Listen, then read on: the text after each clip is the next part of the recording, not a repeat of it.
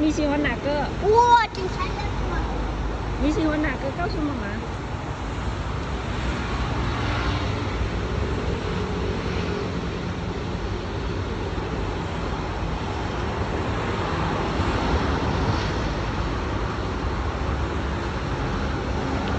给你挑挑，喜欢哪个？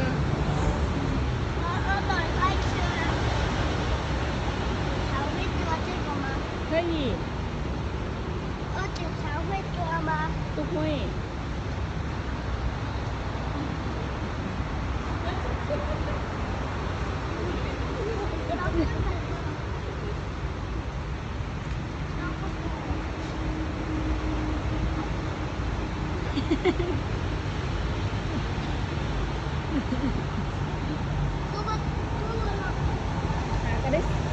ก็ได้ซีปีกไก่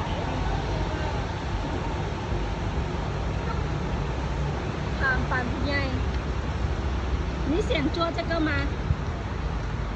等一下，给他开，给你。ไปบอกป้าจะซื้อให้800,000ปลายไป800,000ไปจะมีเงินบอก นี่ อยู่ใส่